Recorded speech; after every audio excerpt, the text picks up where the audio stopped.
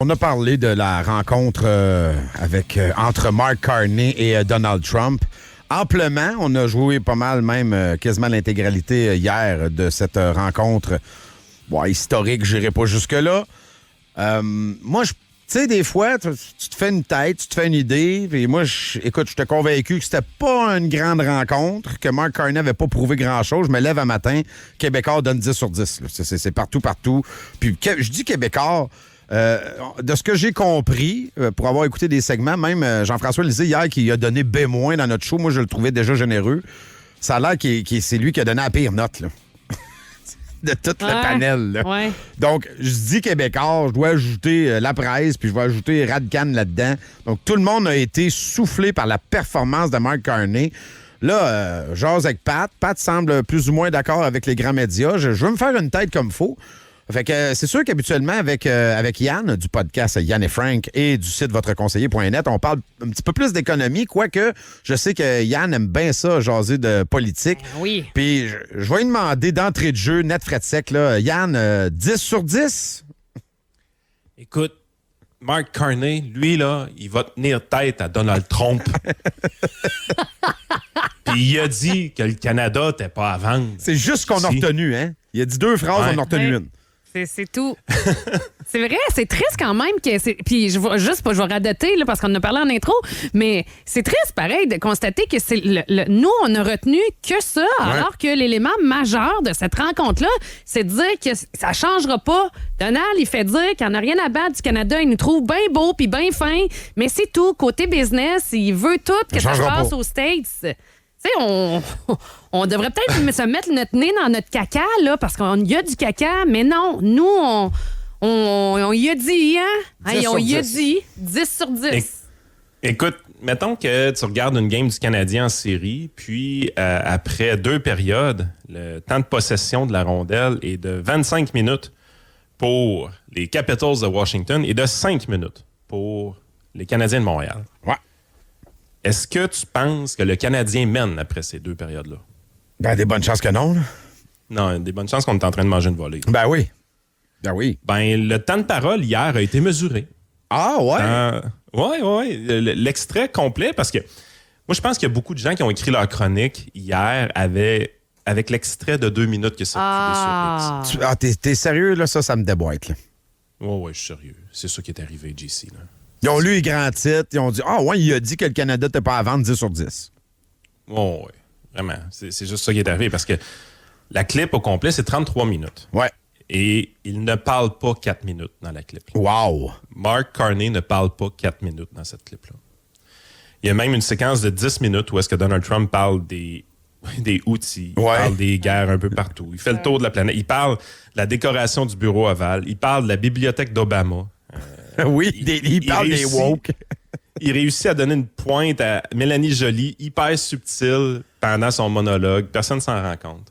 En fait, il a piqué tous les aspects qui aiment piquer des gauchistes canadiens. Il a rincé Freeland sans la nommer. Je peux-tu rajouter que Freeland, Mark Carney, c'est le parrain de son fils? Oui. Non. Et l'autre, il n'a pas dit un mot. Moi, c'est l'affaire qui m'a... Tu sais, puis là, tout le monde, là, le seul point, Yann, c'était... Le seul nom dans la bouche de tout le monde, c'était Zelensky. Faut pas qu'il nous fasse un Zelensky. Ouais. Puis moi, je regardais ça avec du recul. Je disais, Zelensky, là, ça a brassé dans le bureau. Il a son entente, là. Tu sais, je veux dire, il s'est levé de bout, il s'est pogné. J.D. Vance est venu rouge, ils se sont criés après. Il était pas d'accord. So what? T'as le droit d'être pas d'accord de temps en temps puis de tenir ton... Tu sais, quand l'autre a répété 2-3 fois hier, 200 milliards, alors que tout le monde dit c'est pas ça le chiffre, pourquoi il a pas dit? Il arrête pas de nous dire ça en arrière de son lutrin qu'une feuille d'érable. Il arrête pas de nous dire que c'est n'importe quoi, ce chiffre-là n'existe pas. Dis, il est là, il est à côté de toi. Ah, puis l'extrême politesse canadienne, à un moment donné, ça va faire. Tu sais, il passe une envolée verbale. Il dit qu'on se fait subventionner par les États-Unis. Il dit que la ligne devrait disparaître. Le 51e État, oui, ça se négocie, mais on devrait embarquer dans le plan. C'est des choses que Donald Trump dit à Carney. Puis là, Carney commence son intervention à « May I say ». Ben oui. Est-ce que je pourrais dire? Là, t'es là, tu te dis, man, c'est le temps de dropper les gants un peu. Je sais pas, genre, hey, Donald, tes hosties de niaiseries avec le 51e État, on n'est plus capable. Puis encore là, mets là ta politesse, mais dis-les pareil. Mais I say you're wrong. Tu sais, je veux dire, vas-y, là, politise-moi ça, puis mets ça flat, ben lisse, là. Mais dis-y que tu trouves qu'il est dans le champ, là. Il y a un moment dans l'intervention, c'est assez impressionnant, là. Je veux dire, Donald, il est là, il dit « Je ne comprends pas pourquoi les Canadiens s'entêtent à continuer à vouloir construire des autos. On va leur mettre un tarif de 25 % on veut pas d'autos canadiens. Hey, regarde, on est capable de construire nous autres-mêmes. On veut rien savoir. Les Canadiens vont devoir comprendre qu'on n'achètera pas d'autos canadiennes. Bon, là, là, tu dis, t'as peu, là, on vient de manger une taloche, là. Puis là, il dit, sa réponse, c'est ouais, mais là, ce qu'il faut comprendre, c'est que c'est des enjeux qui se négocient, puis que c'est complexe, puis il va y avoir des discussions, puis ça va être friendly, puis il vient de te dire qu'il est en train de tuer l'industrie automobile canadienne. Tu vas-tu réagir, man? Tu vas-tu faire quelque chose? Puis après ça, en plus, dans ses points de presse, après, il nous dit « Ah oui, c'est constructif, ça a bien été, puis ça va prendre un peu de temps, mais on va arranger. » Tu sais, il me semble qu'il aurait pu aussi dire, gars, vous l'avez entendu, j'étais là, j'étais à côté, je l'ai entendu. Là. À la limite, là, il n'a rien dit, puis au moins après, il aurait pu dire, écoutez, vous l'avez entendu, je l'ai entendu, il veut plus de voitures canadiennes, il veut plus de fer canadien, il veut plus d'aluminium canadien, il dit qu'il n'y a rien besoin de nous autres. Là, je rentre à la maison, puis là, on s'occupe de nous autres. Ça, je l'entends jamais dire ça. Là. Il l'a dit un peu en campagne. Oui, il faut développer, il faut être un pays, un superpower country, puis il faut développer ci puis ça. Là, on est revenu à une espèce de rhétorique où la seule ennemie, c'est Donald Trump. Mais Trump s'en sac. Je veux dire, comme Pierre-Luc Lachance, il s'en torche. Lui, il a dit, dans sa face, là, tu viens de le dire, on n'achètera plus rien de vous autres, on n'a pas besoin de vous autres. Arrangez-vous. On peut-tu s'arranger, là? Là, je pense que là, maintenant, c'est assez le niaisage, là. Tu sais, on peut-tu s'arranger pour avoir une économie qui se tient debout? C'est-tu possible, ça, Yann? Puis il y a des subtilités dans cette histoire-là, quand même.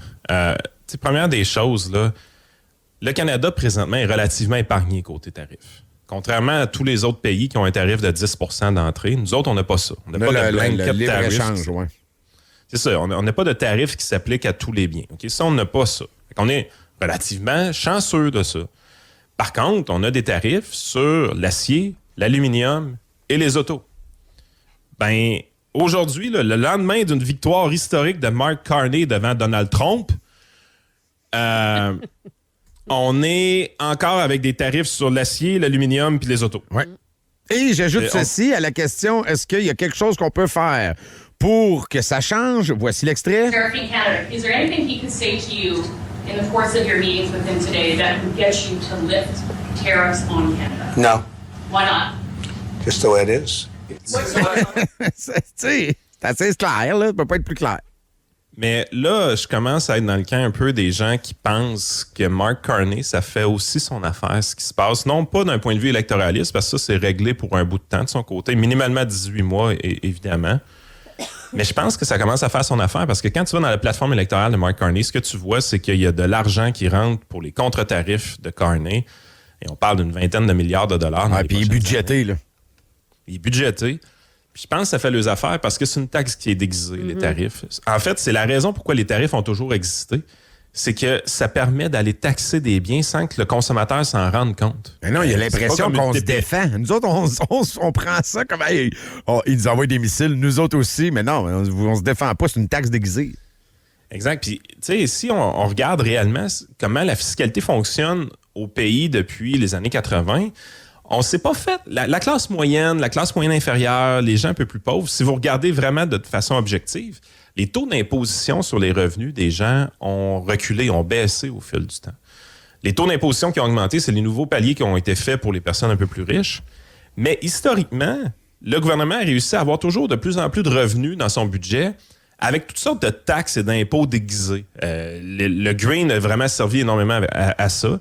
Toutes sortes de taxes sur les biens électroniques, par exemple, les taxes sur le recyclage. Le gouvernement a réussi à tarifer toutes sortes de choses un peu à l'insu du consommateur pour réussir à augmenter ses revenus sans augmenter les taux d'imposition des gens. Et là, je sens qu'il y a des pays sur la planète, pas juste le Canada, bien évidemment, mais beaucoup de pays sur la planète qui essaient d'arriver et de dire, écoute, il y a peut-être une opportunité avec les tarifs pour d'augmenter les recettes de l'État sans subir de défaite électorale ou sans subir de contre-coup électoral. Ben, c'est pire que ça. On va même être encouragé. Yann, tu l'as vu là, pendant la campagne, puis avant, quand il a joué son petit rôle de PM pendant 2 semaines, les gens applaudissaient. Les gens en redemandaient. Le monde voulait des contre-tarifs en comprenant. Je suis pas certain qu'ils comprenaient vraiment tout ce que ça implique, là. Mais c'est-tu pas magnifique, ça, Yann? Non? Tu sais, avant une taxe, le monde venait... Puis aux États-Unis, c'est encore de même. Tu parles de taxe, le monde, ils viennent agressifs. Là, on applaudissait. Oui, on en veut. Donnez ça à Donald Trump dans ses dents. Ah ouais, let's go. Ce que tu racontes là, c'est central, là. On a applaudi la taxe. On est heureux. Puis les Américains, ça se passe aussi. Je veux dire, de leur côté, les partisans de Donald Trump, les vrais partisans de Donald Trump, il a rentré à peu près 70 milliards de dollars en tarifs récemment. On sait que c'est extrêmement nuisible au point de vue économique. On sait, par exemple, que d'un point de vue économique, on a un trimestre de croissance négative aux États-Unis, le premier trimestre de 2025. Il y a toutes sortes de choses qui se passent, notamment un bond des importations d'une manière carrément phénoménal parce qu'avant que les tarifs s'appliquent, les compagnies américaines ont rempli leur entrepôt de matières premières qui provenaient de l'étranger, par exemple, ou de composantes. Ils ont fait des stocks. Puis ça a eu un impact négatif sur le PIB aux États-Unis. Il y a eu une décroissance économique. Si on a le prochain trimestre encore avec une décroissance, on va être dans une position de récession aux États-Unis. Mais tout ça, t'es là, tu te dis, tout le monde sait que c'est mauvais, les tarifs. Tout le monde sait que d'un point de vue économique, c'est stupide. Mais c'est comme si Donald Trump avait pris la balle pour tout le monde. Il est arrivé puis il dit, OK, moi, là, politiquement, là, j'ai assez de puissance politique pour dire on implante des tarifs, on s'en va vers le protectionnisme. Tu veux dealer avec les Américains, minimalement, il y a un tarif de 10 that's it, that's all. C'est comme un membership qui est à payer. Mais là, quand tu regardes tout ça, tu te dis, tous les autres pays de la planète sont en train de jouer dans la pièce de théâtre, puis il n'y a personne qui est là qui dit, ouais, mais attends un peu, nous autres, on veut pas ça, Donald. Check, on en avait des tarifs, on les enlève toutes. Ça fait notre affaire, nous autres, de toutes les enlever. Enlève les tiens, on les enlève. Il n'y a personne qui arrive avec ça. Toutes les négociations sont bien difficiles, mais là, tu es là, tu te dis, êtes-vous juste une gang d'hypocrites qui est en train de taxer leur population en se faisant du capital politique sur Donald Trump présentement? Ben oui. C'est exactement ça qui est en train de se passer. Et ça fait, t'as raison, ça fait l'affaire. Cet argent-là est budgété. Sinon, le déficit qu'on vous a promis, qui est encore plus gros que celui de Justin en passant, là, il va être encore plus gros. C'est de l'argent qu'on a maintenant pris pour acquis très rapidement là, en se disant, bon, regarde, c'est correct. Est-ce que vraiment Carney est en mission pour arrêter les tarifs parce que ça y coupe ses contre-tarifs automatiquement? Très bon point. Je suis pas certain. Puis dans l'optique où tu me parles des taxes déguisées, tantôt tu as effleuré quelque chose là, qui est... écoute, c'est malade, là. Les gens ont applaudi les taxes vertes en disant, ben oui, on fait ça pour la planète. J'ai une nouvelle qui vient de sortir, ça vient de me popper dans la face, ça s'invente pas, sur la presse. Montréal, as-tu fait sa part pour le green? Montréal, as-tu taxé, puis surtaxé, puis les chars, puis les plaques, puis le gaz? Il y a des poubelles éventrées, mais oui, c'est ça, on veut plus de chars. C'est à la une de la presse maintenant, là. Les émissions de gaz à effet de serre sont en hausse à Montréal. Alors qu'on n'est plus capable de se promener en auto à Montréal. Non, mais tu sais, qu'est-ce que ça vous prend à part le coup de pelle dans la face que je viens de vous donner, là? Tu sais, je veux dire, il y en a, puis des coups de pelle de même, on a eu plusieurs, là, à réaliser que, je me souviens pas exactement, mais dans je pense que c'est dans les 15 dernières années, le Canada a investi 100 milliards d'argent public pour la planète. Les émissions de gaz à effet de serre n'ont pas juste augmenté à Montréal, ils ont augmenté sa planète au complet. Êtes-vous tanné de payer ou... Non? On a une vision très restreinte de tout ça. T'sais, les efforts qu'on essaie de faire au pays présentement amènent des résultats qui sont très, très, très mitigés et qui nécessitent des grands investissements. Alors que faire des affaires aussi simples que de développer notre gaz naturel, le liquéfier, l'expédier en Inde, par exemple, puis faire baisser les émissions en Inde de leur côté parce qu'ils utiliseraient le moins le charbon, c'est quelque chose qu'on se refuse de faire au Québec. Oui, mais ça se taxe-tu, ça, Yann? Ah, c'est ça l'affaire. Ah, mais, tu sais, à un moment donné, on est dans une position où est-ce que la seule solution qui existe réellement, c'est qu'il y a un coût politique pour ces politiciens-là à ajouter des nouvelles taxes. Mais pour qu'il y ait ce coût politique-là, il faut que la population se rende compte de ce qui se passe. Mais quand tu regardes les journaux ce matin, puis les analyses politiques qui sont faites sur le site de Donald Trump, tu te rends compte que pas les policiers, mais les citoyens n'ont absolument pas accès à cette information. Je veux dire, il y a des gens qui ont écrit des analyses sérieuses pour donner une note sur 10 dans le Journal de Québec basée sur un tweet puis une clip de 1 minute 30. Écoute, c'est ça, c'est tellement flabbergastant là, que le plus anti-Trump de la gang j'ai nommé le gars qui a le plus de front sur la planète, Pierre Martin. Oui. Oui. C'est lui qui a la pire note. Oui, puis 8,5. C'est 8,5. C'est la pire note. C'est la pire note. 8,5. Il est saucé pas à peu près, Pierre, là. Ça a l'air, tout le monde le regarde croche dans le corridor un matin, là. Ah oui, sans mal aussi. Avoir su que les autres mettaient 10, ce serait gâté. Soyons Mais honnêtes. c'est un peu triste, mais OK, mais c'est un peu... Puis je veux revenir sur... Jessie a dit ça dans l'intro, puis c'est bon ce qu'elle a dit, quand elle disait, mais en même temps, tu sais, ils vont s'auto-discréditer si on met une note plus de base parce que c'est celui qu'on voulait lire. Ben oui, ils l'ont Fait que backé là, pendant t'sais, 2 mois. Ils peuvent pas arriver et dire qu'il y a eu 4 sur 10. Finalement, on t'sais. s'est trompé, fait que, tu sais, alors que, tu sais, comme Yasmine, tu sais, elle est partie libérale, elle est rouge. Elle le trouve bon. Oui, à grandeur. Elle peut pas arriver et dire qu'il est pas bon, finalement. T'sais, Mais en c'était même- Pas Mario. Ah, mais pas Mario Mario. est pas trop stable. Ah, Mario, Mario, moi, c'est un gars. Moi, je sais pas, là, je suis pas capable, mais à cause de la COVID, là, je m'en suis jamais remis de ce Mario-là. Je pense que à pleurer. Mario a Fait vu que- ses chiffres d'écoute, puis il a réalisé qu'il fallait qu'il parle aux gens de 65 ans et plus. Là. Ouais, ça se peut. Il y a ça. Je pense aussi que PKP, il a rechecké dans son compte de banque puis il trouve qu'une subvention supplémentaire, ça ferait bien. Peut-être. Je Tu sais sais, pas. parce que Québécois n'était pas fin envers le Parti Non. libéral à la fin de la campagne parce qu'ils se sont rendus compte que pas participer. s'ils ne changeaient pas de discours, le bloc allait être éradiqué. Ben oui. Ah oui, ça virait, hein? Mais les bloqués sont quand même votés en majorité pour le Parti libéral. La preuve, on a le plus grand nombre de libéraux élus depuis Pierre Elliott Trudeau au Québec, là, à matin. Là. Ouais. Tu sais, c'est capoté là, quand tu y penses. Là. Mais ça, c'est nos bloquistes. Puis là, les bloquistes se revirent de bord. Mark Carney invite le roi Charles pour lire le discours du Ben trône. oui. C'est capoté. Ah, ça, c'est Ça magique. s'invente pas. Là. Puis, tant qu'à casser un peu de sucre sur le dos des nationalistes, je vais me gâter un peu. Il y a une théorie qui circule dans leur rang que les libéraux ont été élus avec force à cause de l'immigration massive. Et ça, ce serait un phénomène qui s'observe partout au Canada. Le National Post, cette semaine, a complètement débattu cette thèse-là. Et j'entends des conservateurs, by the way, dire la même chose de Ouais. leur côté. Oui. Mais le National Post a fait un super article cette semaine. Il a débattu ça, aller-retour, cette théorie-là. Ce que tu te rends compte, là, c'est que les comtés réellement urbains, proches de Toronto, par exemple, ou même dans le coin de Vancouver, on a vraiment fait l'analyse, mais les comtés très, très, très urbains, où est-ce que majoritairement, c'est des Blancs, ça l'a voté libéral. Wow. Mais tout ce qui est comté un peu plus en banlieue, puis que c'est un peu plus difficile de s'acheter une propriété, où est-ce qu'il y a des fortes proportions d'immigrants, ça l'a voté majoritairement conservateur. En fait, quand tu décortiques un peu le vote, tu te rends compte que les conservateurs ont eu des belles percées dans des comtés à forte proportion d'immigrants à l'intérieur. Fait que la théorie du grand remplacement qui est poussée par les analystes nationalistes présentement, elle est fausse. OK? La plupart des comtés où est-ce que les conservateurs font des gains, c'est des comtés qui ont justement quand même pas mal d'immigrants à l'intérieur. Puis c'est logique, parce que le vrai enjeu de cette campagne-là, c'était la crise du logement qu'on vit. Malgré tout, on a réussi à l'oublier à cause de Donald Trump. On a tout oublié. Mais c'était la crise du logement. Et la crise du logement touche négativement d'abord et avant tout les jeunes et évidemment les immigrants. Les gens qui ont voté pour le Parti libéral du Canada, là, c'est des gens qui ont acheté leur maison en 1985 dans la grande région de Toronto ou dans la grande région de Montréal et que cette maison-là, même si elle a été mal entretenue, vaut 700 ou 800 000 dans la région de Montréal et 1,5 million à 2 millions à Toronto. Ah ouais. Il n'y a plus de dette là-dessus, évidemment. Ils ont payé ça 60 000. Ces gens-là sont devenus millionnaires et des fois même multimillionnaires avec leur maison. C'est eux autres qui ont fait élire Pierre Poilievre et ces gens-là, ils sont plus âgés et ils sont blancs.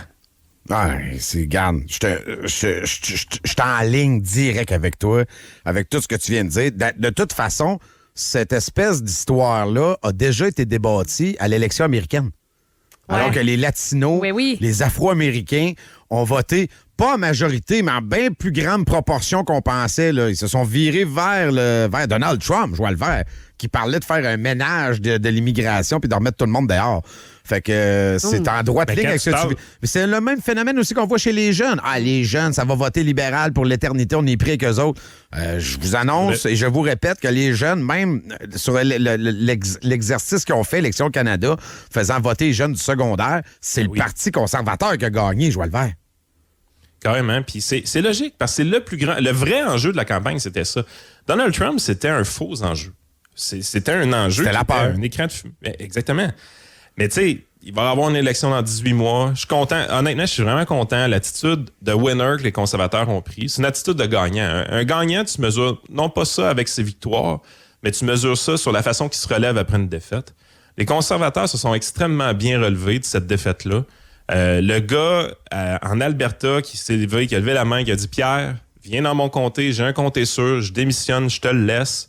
Il n'y en aura plus de problème pour toi. Même si tu te fais redécouper ta carte électorale, il n'y en aura pas de problème. Tu vas pouvoir te faire élire ad vitam aeternam. On t'aime. C'est toi qu'on veut comme chef de parti. C'est avec toi qu'on va avoir du succès. T'es le prochain premier ministre du Canada. » J'ai hâte de voir. Cette attitude-là de winner des conservateurs, là, je suis quand même content qu'elle ait eu lieu parce que s'ils avaient mis Poilievre dehors, tout aurait été à rebâtir. Présentement, ils sont capables de passer à l'attaque immédiatement. Mais moi, je me garde un petit gêne sur le temps parce que je sais aussi qu'il y en a à l'interne qui vont pousser pour qu'ils partent. Puis je sais qu'il va y avoir un vote de confiance un peu plus tard là, pendant l'été. J'ai hâte de voir.